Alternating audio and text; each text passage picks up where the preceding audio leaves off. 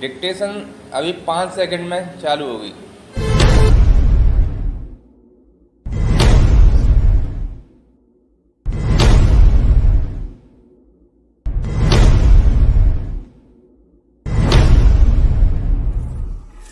Mewar dictation संख्या 1 और 2।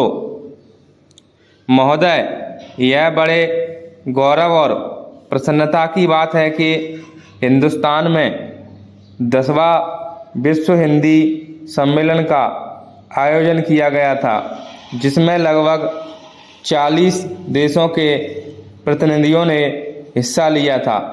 मैं इस संबंध में कहना चाहता हूं कि इन प्रतिनिधियों में से कई प्रतिनिधि तो उन देशों से इतर के थे जहां पर हिंदी बोली और समझी जाती है। पैरा 10वें विश्व हिंदी सम्मेलन में वेनिस विश्वविद्यालय इटली की प्रोफेसर मार्का ने कहा कि भारत में उनकी शुरू से ही रुचि रही थी और इसलिए हिंदी सीखी थी। हिंदी एक वैश्विक पहुंच रखती है। साथ ही कहा कि दूसरी भाषाओं के चक्कर में अपनी मातृभाषा को भूल जाना ठीक नहीं है। चीन के प्रतिनिधि ने धारा प्रवाह हिंदी में अपनी बात रखते हुए कहा, हिंदी दुनिया की बड़ी भाषा है और इसका लगातार विकास हो रहा है। इस सम्मेलन में स्वीडन के एक प्रतिनिधि ने कहा था कि हिंदी बहुत समृद्ध भाषा है, लेकिन इसमें अन्य भाषाओं के समृद्ध शब्दों को समाहित करके और समृद्ध बनाना चाहिए। इस सम्मेलन में पोलैंड वारसा विश्वविद्यालय के एक प्रोफेसर ने प्रधानमंत्री द्वारा कही गई बातों को दोहराते हुए अपनी सहमति व्यक्त की थी कि हिंदी भाषा के अंदर दूसरी भाषाओं के उपयोगी शब्दों को समाहित करना चाहिए।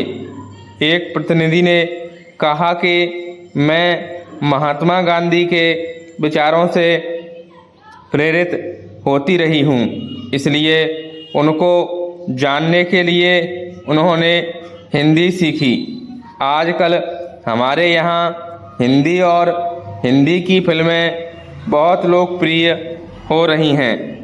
पैरा विश्व हिंदी सम्मेलन में विदेश नीति विषय पर एक समानांतर सत्र का आयोजन किया गया था, जिसमें विशेषज्ञों द्वारा जोर देते हुए कहा कि विदेश नीति में इसका अधिक से अधिक प्रयोग किया जाना चाहिए। एक वरिष्ठ पत्रकार ने प्रशंसा करते हुए कहा था कि विदेश मंत्रालय में बीते 1 वर्ष से हिंदी का प्रयोग काफ़ी बढ़ गया है। अब विदेश मंत्रालय में मौलिक हिंदी का लेखन होने लगा है।